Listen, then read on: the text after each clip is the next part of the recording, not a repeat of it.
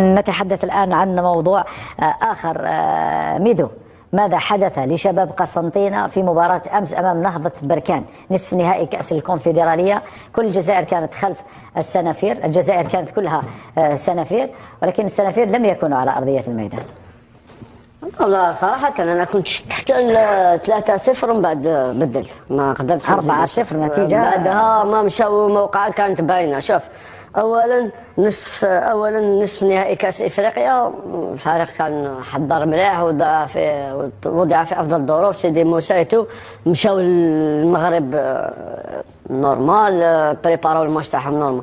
لونطام دي ماتش أنا بالنسبة لي السياسي يلعب 14 ثانية في هذه المباراة. 14 ثانية الأولى وبعدين 14 ثانية قبل الهدف، لأنه بعد الهدف سي بون تحس مونطالمون ما قدروش. شوف مباراة الشيخ هنا يعرف خير من هذه الأمور. مباراة تدخل تركز زيتو بصح لو مولي تخرج من الماتش مستحيل تعاود تولي الماتش، باسكو ماشي قفله تعبس تخرج تعبس تعاود تدخل. نو، خرجوا من المباراة مباشرة بعد تلقي الهدف. كاين فترة راحة، كاين حاجة اسمها الشوط الثاني، كاين حاجة اسمها شوط المدربين. يزيدوا 0 بريمير ميطون 7 مينوت فرق هبط عليه البوطو. شوف سيتي ان ماتش ما نقدرش سونس. ميدو، علاش قلت لي ماشي راح تضغط على الزر تخرج من المباراة، تضغط على الزر تدخل هذه اوكي، لكن خلاص انهيت الشوط الأول 2-0 كانت النتيجة.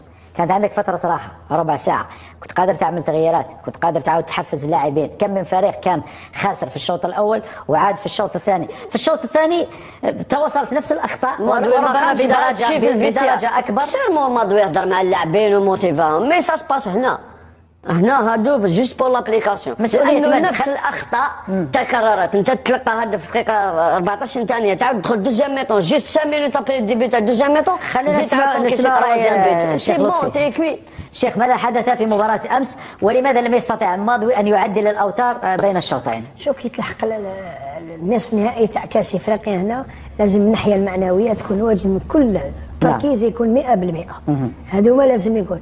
وثاني كاينه حاجه محمد، ما تخفالكش بلي هاد نهضه بركان عندهم تجربه كبيره في هذا نعم. في النصف النهائي، يعني يعرفوا يسيروا المقابله، يعرفوا نعم. ينحوا ذاك الضغط عليهم. هذا امر مهم ومهم في النصف النهائي. فيما يخص المقابله، اصعب سيناريو لاي فريق ولا اي مدرب هو كي يدخل ويسجلوا عليك، خاصه في الدقائق الاولى.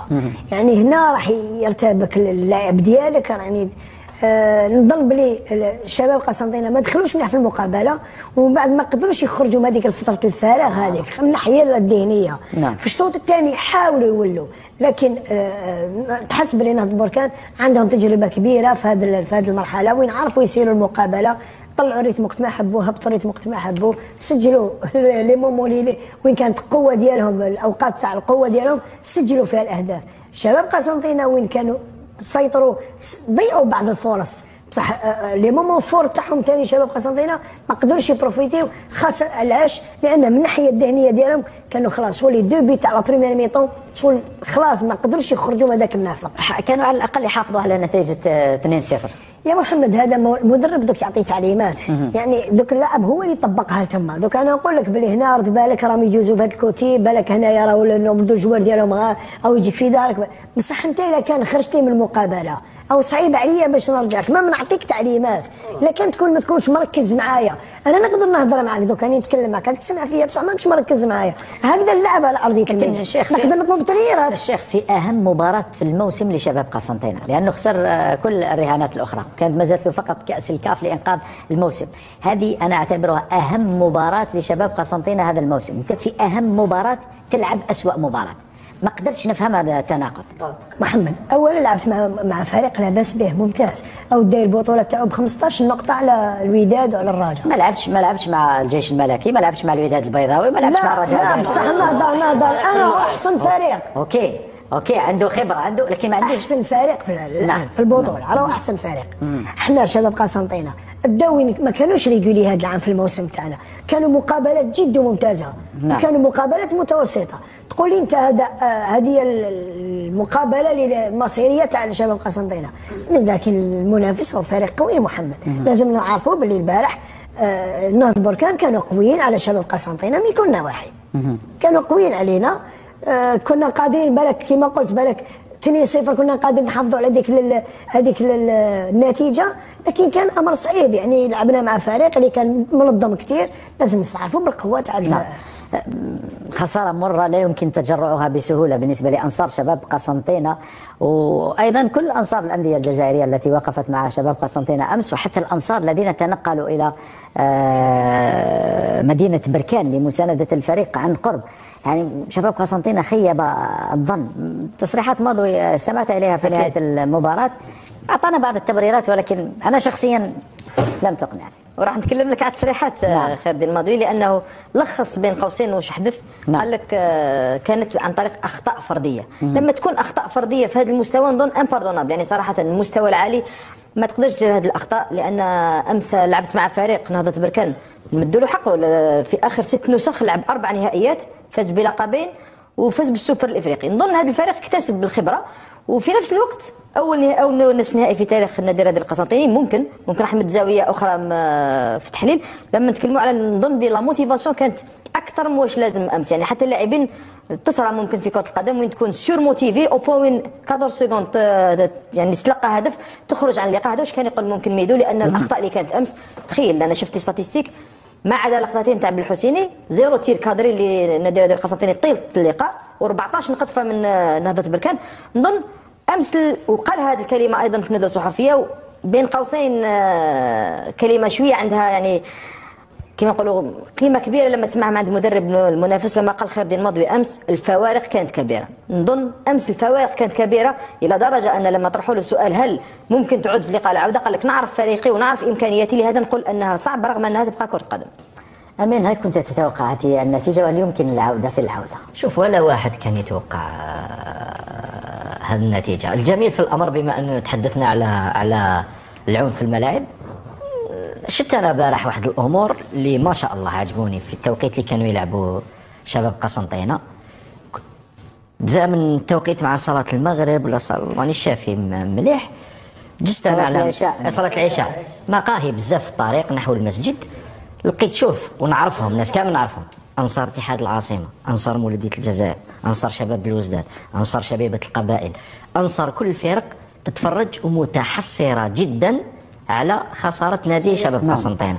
هذا مظاهر لازم نبنوا عليهم. رانا أبناء شعب واحد، ماذا بينا كي تلعب قسنطينة نشجعوا قسنطينة، تلعب الاتحاد نشجعوا الاتحاد، يلعبوا وهران نشجعوا وهران، يلعبوا البيض نشجعوا البيض. هذه بين قوسين. شوف محمد، قلت كلمة جميلة، كرة القدم لا شيء مستحيل.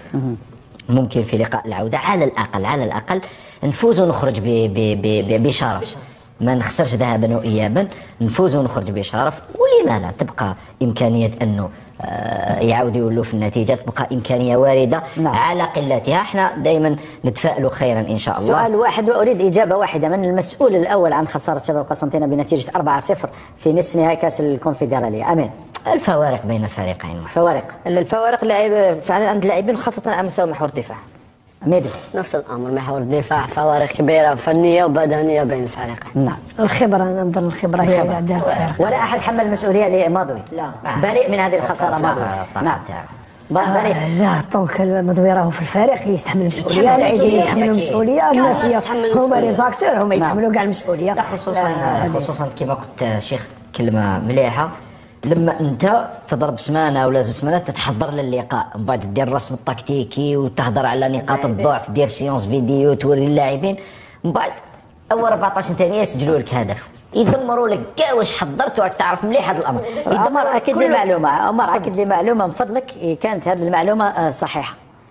هل صحيح ان شباب قسنطينة لم يلعب اي مباراه في الدوري الجزائري منذ 14 فيفري الماضي؟